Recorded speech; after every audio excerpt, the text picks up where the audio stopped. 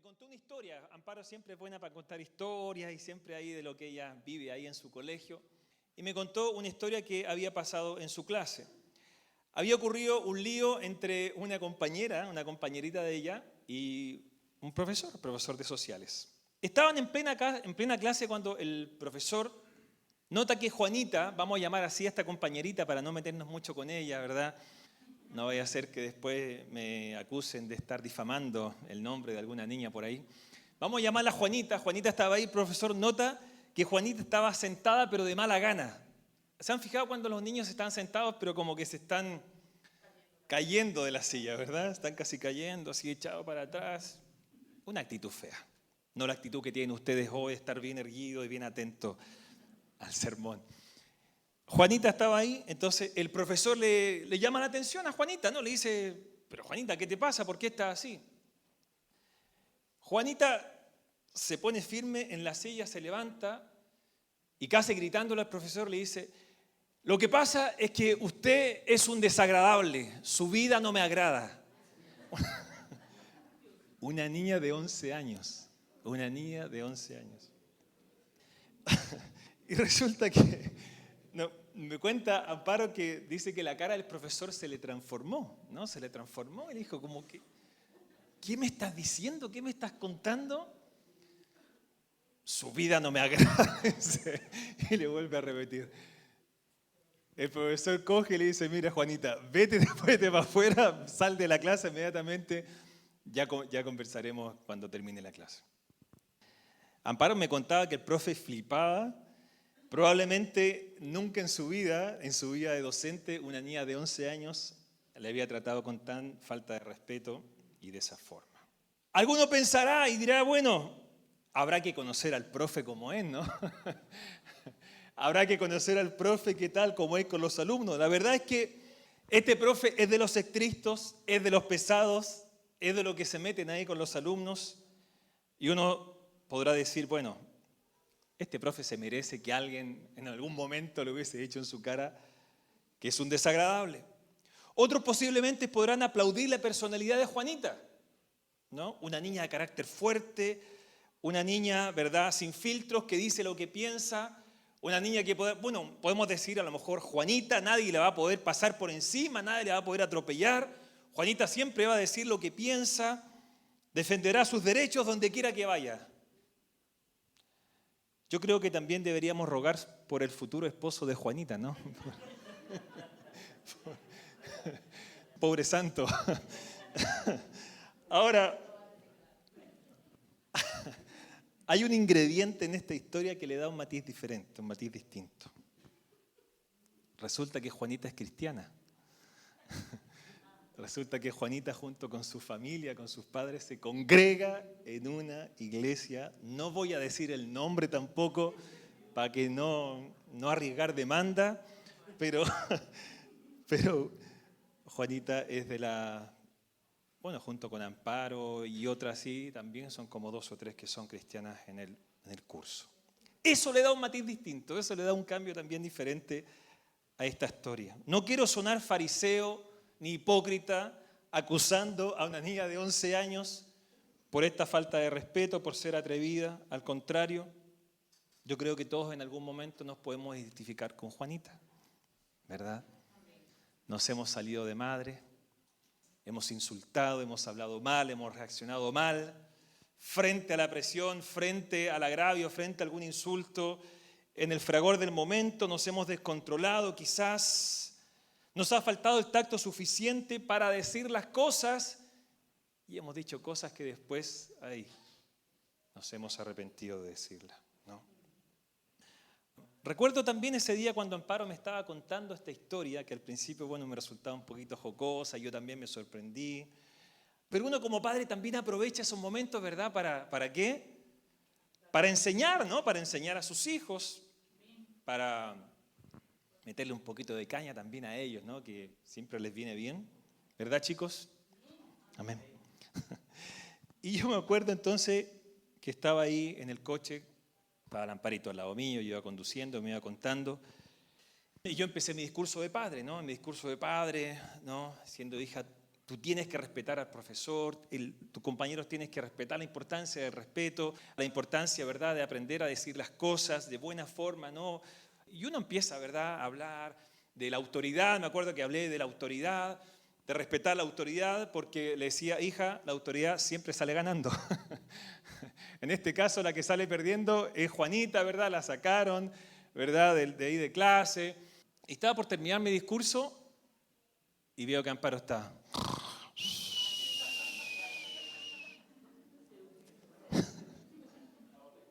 Se durmió en pleno sermón de su padre. Le dije, hija, ¿estás dormido? Dice, papá, que tengo sueño. Hija, pero te estaba hablando. A ver, repíteme lo que te he dicho. Increíblemente me repito casi todo, porque estaba así como igual atenta. Pero como mi hija, Amparo, no quiso escuchar el sermón completo de su papá, hoy he preparado el sermón para ustedes. ¿Ya? No me puedo quedar con esa espina clavada en mi corazón. Espero que no os quedéis dormidos. Espero que estéis atentos a la palabra del Señor. Escuchar y llevarlo a la práctica. Escuchar y llevarlo a la práctica. Vamos a ir a Santiago, el libro de Santiago, capítulo 1, el versículo 19 al 25. Dígame un fuerte amén si lo tiene. ¿Lo tiene? Eso para que no se me quede dormido como el Amparo. Dice, mis queridos hermanos, así yo también los intento tratarlo a vosotros siempre, mis queridos hermanos, tengan presente esto, todos deben estar listos para escuchar y ser lentos para hablar y para enojarse, pues la ira humana no produce la vida justa que Dios quiere. Por esto, despójense de toda inmundicia y de la maldad que tanto abunda, para que puedan recibir con humildad la palabra sembrada en ustedes, la cual tiene poder para salvar la vida. No se contenten solo con escuchar la palabra, pues así se engañan ustedes mismos. Llévenla a la práctica. El que escucha la palabra, pero no la pone en práctica, es como el que se mira el rostro en un espejo y después de mirarse se va y se olvida enseguida de cómo es. Pero quien se fija atentamente en la ley perfecta que da libertad y persevera en ella, no olvidando lo que ha oído, sino haciéndolo, recibirá bendición al practicarla. ¿Cuánto dan gloria a Dios? ¿Cuánto reciben esta palabra? Señor, añade bendición a esta palabra. Espíritu Santo, habla a nuestro corazón, Señor. A esta hora tomamos autoridad. Esa autoridad que viene, Señor, a través de tu Hijo Jesús y que has dejado tu palabra, Señor, para que estemos atentos y prontos también para llevarla a la práctica, Señor. A esta hora nos ponemos a tus pies para recibir lo que tienes para nosotros. En el nombre de Jesús. Amén. Amén. Entonces, escucha y llévalo a la práctica. Dile al que está a tu lado, escucha y llévalo a la práctica. Escucha y llévalo a la práctica. ¿Se acuerdan de lo que el Señor Jesús dice al final del Sermón del Monte? Dice, es un pasaje también que habla de esto, ¿no? De llevar a la práctica la palabra de Dios. Lucas 6:46 dice, ¿por qué me llaman ustedes Señor, Señor, y no hacen lo que yo les digo? Voy a decirles a quién se parece todo el que viene a mí, oye mis palabras y las pone en práctica. Dice, se parece un hombre que al construir una casa cavó bien hondo y puso el cimiento sobre la roca. O sea, el que practica la palabra de Dios es como aquel hombre entonces que al construir la casa, cava y pone la casa sobre la roca. De manera que cuando vino una inundación, ¿cuántos han vivido alguna inundación? ¿Sí? Levanten su mano los que han vivido inundación. Los demás no saben lo que... Es terrible, ¿verdad? Cuando se inunda la casa, cuando entra el barro, cuando se pudre todo. El torrente, dice, azotó aquella casa, pero no pudo ni siquiera hacerla tambalear porque estaba bien construida esa casa. Estaba sólida, estaba firme. Pero el que oye mis palabras, dijo Jesús, y no las pone en práctica, el que solamente escucha, el que solamente lee por leer, escucha un sermón o escucha algo de la palabra, pero no lo pone en práctica, dice, se parece a un hombre que construyó su casa sobre tierra, sobre arena, sin cimientos. Tan pronto como azotó también el torrente, tan pronto como vino también la inundación, hermanos, en algún momento nos viene a todos. La tormenta nos viene, las malas circunstancias, las pruebas. Pero dice, tan pronto azotó el torrente, dice, la casa se derrumbó y el desastre fue terrible. Quiero primero que aprendamos y veamos cómo la palabra nos habla en cuanto a lo difícil que es poner en práctica la palabra de Dios. ¿Por qué nos cuesta tanto poner en práctica la palabra de Dios? ¿A alguien le es fácil poner en práctica la palabra de Dios? Si alguien en esta mañana dice, no, para mí es sencillo, es fácil, es algo que me sale así de taquito, quiero que me dé la receta, por favor. Quiero que me dé la receta. Porque yo creo que todos los que estamos aquí podemos decir, no es fácil poner en práctica la palabra de Dios, ¿verdad? ¿Amén? Ahora, ¿por qué nos cuesta? ¿No es fácil para Juanita poner en práctica la palabra de Dios? No es fácil tampoco para nosotros. Y se lo dice de verdad alguien que está parado delante de vosotros y lucha por mantener un corazón íntegro delante de Dios y las personas. Santiago 1:19, entonces, ¿qué nos está diciendo? No solo escuchar, sino que practicar, ¿verdad? Ahora, ¿por qué nos cuesta? Esto es lo que está diciendo la palabra, ¿verdad? En Santiago, Jesús está animándonos, nos está diciendo, es un llamado de atención. Queridos hermanos, familia de Dios, iglesia, no solamente escuchen, sino que pongan en práctica la palabra de Dios. Ahora, ¿por qué nos cuesta poner en práctica la palabra? Primero, porque somos rápidos para hablar y somos rápidos para enfadarnos. Dice el versículo, ¿verdad? 19 y 20. Tengan presente, todos deben estar listos para escuchar y ser lentos para hablar y para enojarse, para enfadarnos. A Juanita le faltó eso, ¿no? Quizás ser un poco más lenta para enfadarse, para responderle a aquel profesor. ¿Y cuántas veces nosotros, verdad, somos tan rápidos para soltar la lengua, somos tan rápidos para reaccionar mal, somos tan rápidos, verdad, para decir un montón de tonterías y tener actitudes, verdad, que eso va haciendo que no estemos escuchando la palabra de Dios, estar atentos a la palabra. Tenemos que estar mucho más atentos, ¿verdad?, a escuchar, a recibir la palabra y ser lentos para enfadarnos. Porque la ira, ¿verdad?, ¿qué pasa? Que la ira humana no produce la vida justa que Dios quiere. Y vivimos amargados. Y vivimos como que la vida nos debe algo. Y nos levantamos enfadados. Cuando hay enfado, cuando hay amargura, no podemos llevar a la práctica la palabra del Señor. Porque nos falta el gozo del Señor. Nos falta esa actitud positiva de enfrentar la vida. Amado, la vida es maravillosa.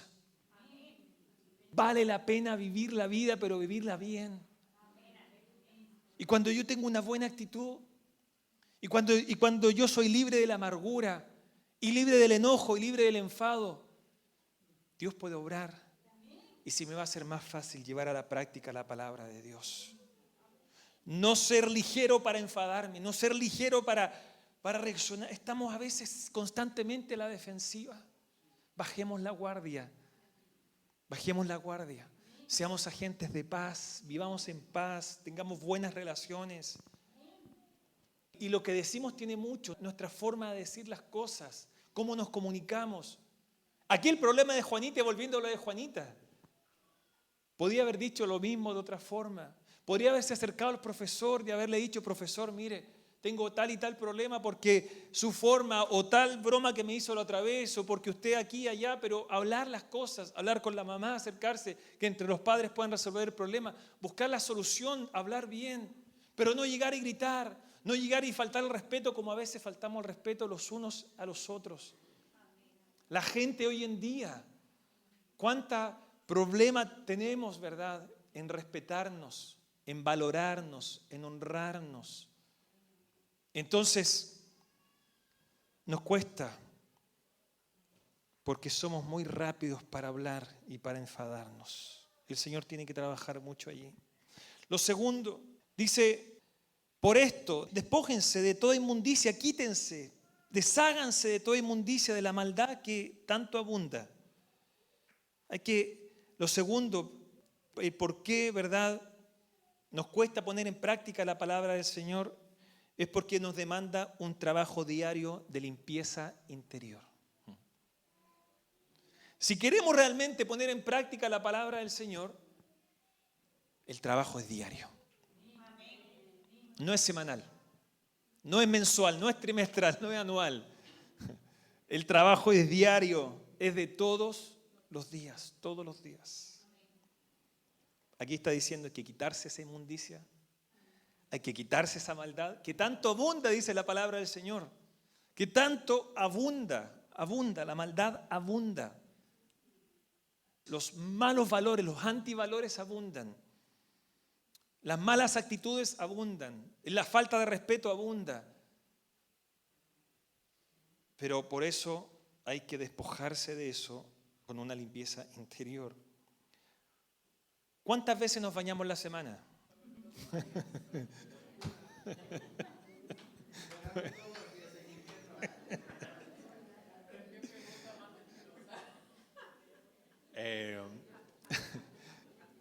Hay que nos bañamos, yo creo que espero que nos bañemos todos los días. Espero. La casa la tratamos de mantener limpia, ¿no?, todos los días, ¿verdad?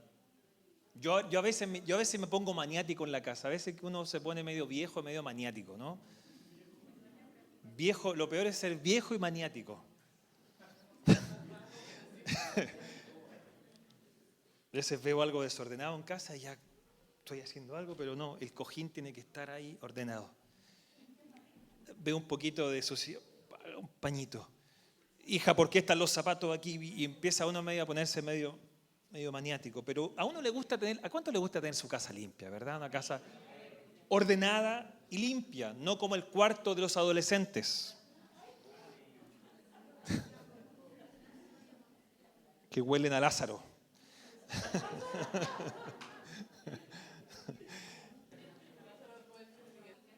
El coche también lo mantenemos limpio. ¿Cuántas cosas, verdad, la mantenemos ahí con cuidado, con limpieza? Pero ¿nos estamos preocupando de nuestra mente que esté limpia? ¿Nos preocupamos de nuestro corazón de que esté limpio? ¿Nos preocupamos de que en nuestra boca salgan palabras que sean también de edificación? Es la limpieza que tenemos que hacer todos los días. Así que nos lavamos los dientes 3 veces al día. ¿Amén? Hay una limpieza que hay que hacer, hermanos, en el interior. Hay una limpieza porque la inmundicia abunda en este mundo. La maldad abunda, el pecado abunda. Y se nos pegan las pulgas. Se nos pegan las malas actitudes. Bueno, me meto con mis hijas hoy día, ¿no? Que a veces llegan del cole y noto palabras raras, actitudes extrañas. Yo digo, aquí hay pulgas que se le están pegando de algún lado porque no son las actitudes que nosotros le hemos enseñado, no son los valores que practicamos en casa, no son los valores que vivimos en la iglesia. Entonces, a ver, así no se responde. así no se trata a la mamá, así no se trata al papá. Hay alguien que viene a visitar a casa, se saluda. Se saluda, se levanta, se saluda. Y cuando se va, se despide. Se ayuda en casa, ¿verdad? Se colabora, se sirve. ¿Por qué? Porque volvemos a lo mismo. Hay lucha entre los valores del mundo con los valores de Dios. Ayer analizamos con el discipulado y veíamos cuando Jesús lava los pies de los discípulos. Qué tremenda escena, ¿verdad? De servicio, de humildad, pero también de limpieza. Porque cuando estaba, ¿verdad? Ahí el Señor queriéndole lavar los pies a Pedro, ¿cómo, Señor? ¿Me vas a lavar los pies a mí? Es lo peor que le podía pasar a un esclavo. Ya el ser esclavo era humillante. Y el esclavo de más bajo rango era el que lavaba los pies a los demás. Ahí estaba el maestro queriendo lavar los pies a Pedro. Y Pedro dice, no. Y Jesús le dice, Pedro, si no te lavo los pies, no tendrás parte conmigo. Señor, lávame el pelo, los dientes, la oreja, Señor. Lávame por todos lados. No. Y le vuelve a decir, Pedro, no estás entendiendo nada, no seas tan cabezón. Tú ya estás limpio. Tú ya estás limpio, tú ya eres salvo, tú eres un hijo de Dios. Pero necesitas lavarte los pies en el sentido figurado de que se nos pegan a veces inmundicias, malas actitudes, malos pensamientos en nuestro corazón. Y caminar por este mundo implica que lamentablemente nos podemos contaminar. Por eso aquellos que caminaban en esa época, hoy día bueno, nos lavamos todo, pero en esa época se ensuciaban los pies, por eso era necesario cuando llegaban a la casa coger agua, una toalla y lavarle los pies a aquel que venía caminando, lleno los pies de tierra, de mugre, de porquería. Cada día, hermanos, antes de dormir o en un momento durante el día, examinemos nuestro corazón. Examinemos nuestro corazón delante del Señor para así poder estar limpios y llevar a la práctica la palabra de Dios. Lo tercero que veo aquí también es por qué nos cuesta poner en práctica la palabra de Dios, es que tenemos problemas con el cultivo celestial. Problemas en el cultivo celestial. Versículo 21, la segunda parte, dice, para que puedan recibir con humildad la palabra sembrada en ustedes, la cual tiene poder para salvarles la vida. Entonces así dice, de esta forma pueden recibir la palabra que se siembra en vosotros. Que se siembra en vosotros. La palabra de Dios es semilla en nuestro corazón. Y cuando una semilla se siembra en la tierra, ¿qué se espera? Que nazca un árbol que dé fruto. Nadie siembra algo para dejarlo en la tierra y después decir, bueno, ahí está la semilla, espero que algún día crezca algo. No, cuando alguien siembra, ¿a cuántos tienen un huerto en su casa? ¿Alguien tiene huerto en su casa? ¿Sí? Roberto, Aitor, ¿no? Aitor tiene un huertito en su casa, bien. ¿Quién más tiene huerto? ¿Alguien más tiene huerto? ¿No? Estamos malos para los huertos, ¿ah? Hay huertos también, en los pisos también se pueden poner huertos, ¿ah? Sí. Transforme su habitación en un huerto y verá que tendrá tomate, lechuga, pepino. No sé si va a dormir muy bien, pero va a comer excelente. Los que han trabajado la tierra entienden lo que es la siembra, ¿verdad? Lo que es. Yo me acuerdo que estando en Chile, estuve visitando algunas iglesias en el sur de Chile, en un pueblo que se llama, en este momento no me acuerdo bien, pero estaba cerca del lago Yanquihue, un lago precioso, lleno de volcanes alrededor, lleno de vegetación, ¡buah! Precioso. Fui a la casa de mi amigo, mi amigo vivía en pleno campo, y me dice, mira, acompáñame porque vamos a sembrar patatas. Yo le dije, ¿estás seguro que yo te puedo ser útil para ir a sembrar patatas? Sí, y me dice, no, sí. Y yo le dije, ya, ¿dónde están las semillas? ¿Dónde están las semillas? Y iba a empezar a tirar las semillas. ¿Ya dónde es que? Me dijo, no. Lo primero es que hay que picar la tierra. ¿Ah, en serio? Le dije, sí, sí, hay que picar la tierra. Así que picota, chuzo, herramienta y empezar a picar, y a picar, y a picar, y a picar, y a picar. Llevamos como 3 días picando un pedazo de tierra enorme, quitando las porquerías que habían, ¿verdad? Habían piedra y necesitamos para que la semilla fuese, ¿verdad?, bien sembrada, había que picar bien la tierra. Y así es la palabra del Señor en nuestra vida. A veces le decimos, Señor, sí, yo aquí estoy para escuchar tu palabra y ponemos atención al sermón, pero nuestro corazón está duro. Está ahí que el Señor quiere hablar a tu corazón y quiere dar palabra, ayudarte en tu vida, en tu día a día, meterse ahí para ayudar a solucionar tus problemas y traer paz, pero tu corazón está duro. Porque hay problemas en el cultivo. Somos cultivo de Dios, somos el huerto de Dios. Dios trabaja en nuestro corazón, en nuestra vida. Pero sabes que la tierra, el tener una buena tierra, mantener una buena tierra fértil y receptiva a la palabra de Dios, eso es de resorte nuestro. Eso es trabajo nuestro. Nosotros somos los responsables de mantener un corazón, como dice acá, con humildad primeramente. Con humildad. No decir yo me la sé toda. Decir, Señor, con humildad recibir la palabra para producir frutos de salvación en nuestra vida. Lucas 8:4 nos habla, ¿verdad?, también de esa parábola del sembrador. ¿Se acuerdan?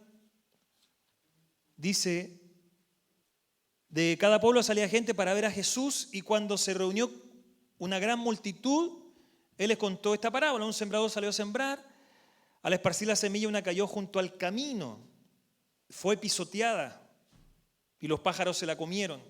Yo tengo un pajarito en casa que lo tenemos ahí como de mascota. Todavía no aprende a volar y se me está comiendo todo por el pajarito ahí. Dice, y los pájaros se la comieron. Otra parte cayó sobre las piedras. Brotó, ¿no? Tuvo un brote. Pero las plantas se secaron por falta de humedad. Otra parte cayó entre espinos, que al crecer junto a la semilla la ahogaron. Pero otra parte cayó en buen terreno, así que brotó y produjo una cosecha del 100 por 1. El que tenga oídos para oír, dice, sus discípulos preguntaron cuál es el significado. Bueno, después dice el versículo 11, este es el significado, la semilla es la palabra de Dios. Diga fuerte, la semilla es la palabra de Dios. La semilla es la palabra de Dios. Los que están junto al camino son los que oyen. Son los que oyen. Pero luego viene el diablo y les quita la palabra del corazón. No sea que crean y se salven. Es aquel que se le predica la palabra de Dios. Se le dice, Cristo te ama. Cristo vino a morir en tu lugar. La salvación es un regalo para tu vida. Y al principio dice, suena bonito, suena bien, me gusta ese mensaje de que Cristo me ama y que Cristo trae salvación a mi vida. Pero dice que no fue bien recibida porque viene el enemigo, ¿verdad?, y quita esa palabra. Entonces es algo ahí que tiene que ver con la salvación, ¿verdad? El enemigo, gloria a Dios que hemos sido rescatados del enemigo, porque el enemigo nos tenía esclavos, ¿verdad? Antes de conocer al Señor, Cristo nos ha liberado para hoy servir a Dios.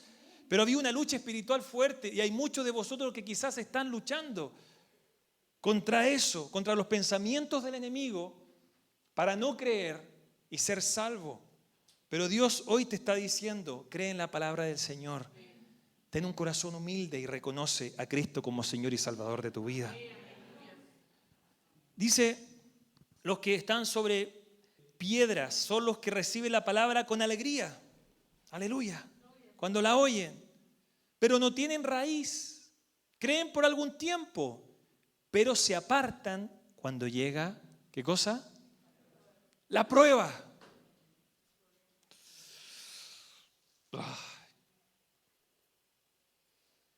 lo recibo con gozo. A veces lloro, escucho al Señor, creo al Señor y vengo a la iglesia. Pero cuando viene la prueba, cuando viene la dificultad, ¡pah!, tiro la toalla, me rindo, no puedo, cedo. Porque dice ahí que no tengo raíz, no hizo suficiente raíz la palabra. La parte que cayó entre espinos son los que oyen, pero con el correr del tiempo los ahogan. ¿Qué cosa? Las preocupaciones, los afanes, las riquezas. Ojo con las riquezas. Cuidado, que pueden ahogar la palabra de Dios en tu vida y los placeres de esta vida. Y esa semilla no alcanza a madurar, no alcanza a dar fruto. Pero parte cayó en buen terreno y son los que oyen la palabra en su corazón, noble y bueno. La retienen y como perseveran, producen una buena cosecha. Amén. Así que cuidado con eso también. Peligros de no llevar a la práctica la palabra de Dios. Porque también Santiago no solamente nos explica por qué no estamos llevando a la práctica, las razones por las cuales estamos fallando ahí, sino que también nos advierte de un par de peligros que hay en no llevar a la práctica la palabra del Señor. Lo primero es que si no nos ponemos en práctica la palabra, vamos a vivir engañados. ¿Cuántos de los que están aquí les gusta vivir engañados? Nadie, ¿no? ¿Cuánto les gusta vivir en una mentira? A nadie, ¿verdad? Hoy en día abundan las noticias falsas, ¿verdad? Los bulos. Y el enemigo es especialista en el engaño y en la mentira. Ahora, ¿cuál es el engaño? Porque uno dice, vale, si yo soy cristiano, pero no estoy llevando a la práctica, dice la palabra del Señor que hay un engaño. Pero ¿cuál es el engaño? El engaño es creer que somos salvos sin frutos de arrepentimiento. Ese es el principal engaño que podemos caer cuando no estamos llevando a la práctica la palabra de Dios. ¿Se acuerdan lo que dijo Jesús? No todo el que me dice Señor, Señor, entrará en el reino de los cielos. Muchos en aquel día, en el juicio final, muchos en aquel día dirán, Señor, en tu nombre echamos fuera demonios. En tu nombre hicimos campañas evangelísticas. En tu nombre levantamos iglesias. En tu nombre predicamos. Y el Señor va a decir, ¿quiénes son ustedes? No los conozco. No sé quiénes son, apartados de mí. Ese es el principal engaño de solamente ser oidores de la palabra y no hacedores. Es que nos podemos estar jugando la salvación de nuestra vida. Eso es lo más peligroso de todo. Es lo más engañador de todo. Lo segundo es que perdemos nuestra identidad. Versículo 23. Dice, el que escucha la palabra, pero no la pone en práctica, es como el que se mira el rostro en un espejo. ¿A cuánto le gusta mirarse en el espejo? Amén.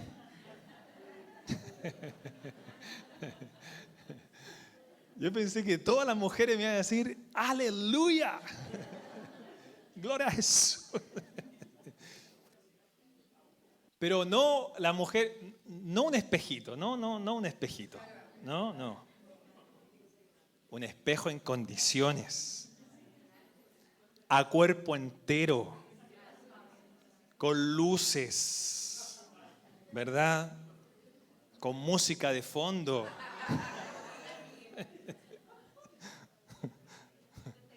A los hombres también, ¿no? Amén. Aquí hay alguien que no miente, los demás son medio mentirosos. Entonces, que el que se mira al espejo, dice, y después de mirarse se va y se olvida enseguida de cómo es. Así es aquel que no pone en práctica la palabra de Dios. Se mira en el espejo, ¿verdad? Se arregla un poquito. Se ve, se refleja en ese espejo, ¿verdad? Y después sale y se olvida de él mismo, de lo que es. Entonces eso tiene que ver con la identidad. Tiene que ver con la identidad de hijo de Dios, la identidad cristiana. Somos hijos de Dios, somos nuevas personas, somos parte de una nueva sociedad, somos parte de una nueva raza, somos parte de una nueva cultura. Tenemos identidad y esa identidad debemos llevarla a todos lados, donde quiera que vayamos. Cuando no ponemos en práctica la palabra de Dios, estamos permeando nuestra identidad como hijo de Dios. Y ya estamos siendo hijos de Dios, pero a medias. Nos estamos pareciendo demasiado al mundo, como piensa el mundo, como es el mundo. Y nuestra identidad no está en el mundo, está en el reino de Dios. Está en la palabra de Dios. Por eso la palabra de Dios dice que es como un espejo. La palabra de Dios es como un espejo. Yo me puedo reflejar en la palabra de Dios y puedo ver qué necesito arreglarme, dónde necesito peinarme, dónde necesito lavarme, dónde necesito... Yo me comparo con la palabra de Dios, yo me miro, yo me reflejo, porque aquí está mi identidad, porque ahí está lo que yo soy, ahí está mi identidad de varón, mi identidad de mujer, ahí está mi identidad de esposo, de esposa, ahí está cómo tengo que ser en mi familia. Ahí está cómo tengo que comportarme en el trabajo. Ahí está. Esa es mi referencia. Por eso yo me puedo reflejar. Y ahí está mi identidad. Y la perfección, bueno, cuando veamos al Señor, pero la madurez, por decirlo así, es cuando los valores de la palabra de Dios y mi carácter se unen, se fusionan y se hacen uno solo. Ahí está la madurez. Ahí está a donde tenemos que ir. Hacia el carácter de Cristo. Ahí está tenemos que apuntar a esa identidad, la identidad de Cristo en nosotros. El mundo nos quiere vender una identidad, pero es engañadora, es pasajera, tiene que ver con los placeres de este mundo, tiene que ver con los engaños de la riqueza de esta vida, tiene que ver con lo que el mundo puede ofrecer. Y vemos a jóvenes con identidades tan desfiguradas, tan perdidas, ¿verdad? Que cogen modas por aquí, que cogen influencers por aquí, por allá, o de todo lo que el mundo ofrece, se hacen una ensalada y arman su propia identidad, ¿verdad? Pero el llamado es a decir que el espejo de tu vida y de tu alma está en la palabra del Señor. Y no me importa lo que diga el mundo, y no me importa lo que digan mis amigos, no me importa lo que digan mis compañeros de trabajo, no me importa lo que pueda decir mi profesor, y no me importa quedar como tonto, no me importa quedar como el raro o la rarita de la clase. Me importa tener la identidad de Cristo. Porque si no, cuando me miro en la palabra, me escucho la palabra, qué linda la palabra, bien, pero luego hago mi vida como quiera, y ahí no estoy siendo íntegro. La palabra íntegro significa de una sola pieza. Ser de una sola pieza. De una sola pieza. Y lo tercero y último es que hay regalos del cielo para quienes llevan a la práctica la palabra de Dios. Hay regalos del cielo. Hay bendición de Dios para aquellos que llevan a la práctica su palabra. Versículo 25 dice: pero quien se fija atentamente en la ley perfecta que da libertad y persevera en ella, no olvidando lo que ha oído, sino haciéndolo, recibirá ¿qué cosa? Dígalo fuerte. Recibirá.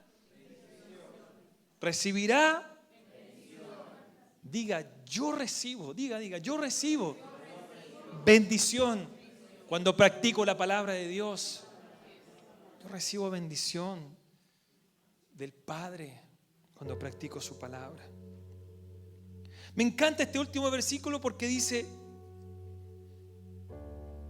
aquellos que se fijan atentamente. No es una mirada así a la pasada. No es una simpatía por, no es un agradar por. No es algo pasajero o algo a la ligera. El apóstol Santiago está diciendo aquellos que se fijan atentamente. Eso me habla de aquel que pone su mente, su corazón, su alma, sus ganas, su fuerza en la palabra de Dios. Y se fija atentamente para obedecer y para ponerla por obra.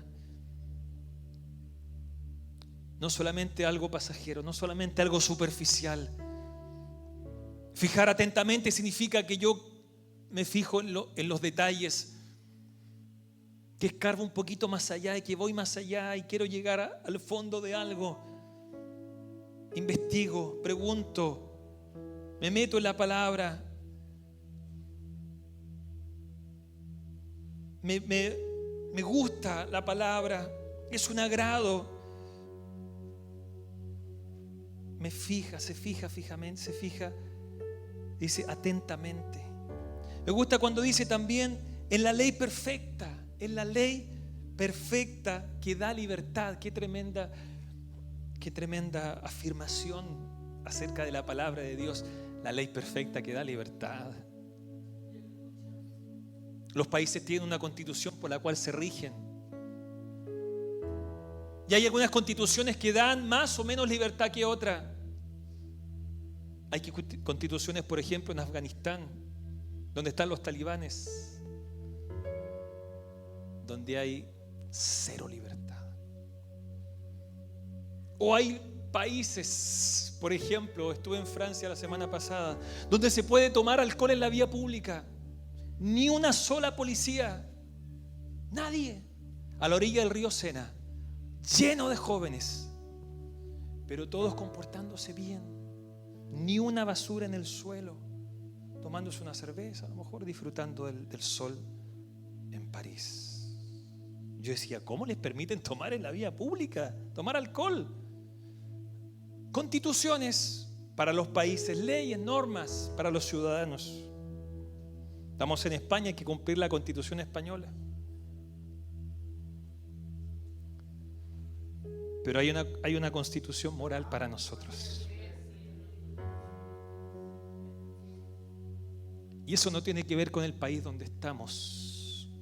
Tiene que ver al Dios al cual hemos entregado nuestra vida. Y nos dice, esta es la constitución. Esta es la ley, así hay que vivir. En el reino de Dios se vive así. En el reino de Dios se piensa así. En el reino de Dios se habla así. En el reino de Dios. Ahora, como ciudadanos del reino de Dios, esta es nuestra constitución. Constitución moral, constitución ética, constitución que permite también, que no separa, no es que hace una separación con el mundo, al contrario. Cuando los hijos de Dios cumplen y practican esta constitución, somos de bendición en el país donde estamos. Somos de bendición en la familia donde estamos. Somos de bendición en el trabajo donde estamos. Somos de bendición en la comunidad donde estamos. Porque somos luz y somos sal en el lugar donde Dios nos pone. Me encanta porque también dice aquel que persevera, ¿verdad? Dice persevera en ella. Persevera en ella. Persevera, eso me habla de que alguien que se determina con esfuerzo, con ganas, ¿verdad? Constancia. Cristianos que son constantes. Hijos de Dios que son constantes. No religiosos, no activistas, pero constantes. Hay una diferencia. Perseverantes. Perseverando en la oración, perseverando en el estudio de la palabra, perseverando en la comunión los unos con los otros, perseverando en dar, en ofrendar, perseverando en servir, perseverando. Recibe bendición al practicarla. Porque los cielos, hermanos, se abren cuando tú practicas la palabra de Dios. Porque algo sucede, algo pasa. Cuando empezamos a practicar la palabra de Dios, dejamos de vivir una vida ordinaria para pasar a vivir una vida extraordinaria. El Señor nos habla también en su palabra acerca de la milla extra, de que tenemos que llevar, ¿verdad?, la carga una milla más, 1 kilómetro más. En ese tiempo, ¿verdad?, los romanos cogían a los judíos y le decían: mira, llévame la mochila, las armas, el cargamento. Y los judíos decían: bueno, de acuerdo a nuestra ley, yo te la voy a llevar 1 kilómetro, 1 milla. Eso es lo que dice nuestra ley. Y Jesús le está diciendo: cuando alguien te pida, llévasela 1 kilómetro más. Y para el judío eso no era fácil, porque era decir: mira, al soldado romano que estaba ahí, no te preocupes, te voy a ayudar a llevar 1 milla más. Estamos llamados a vivir en la milla extra.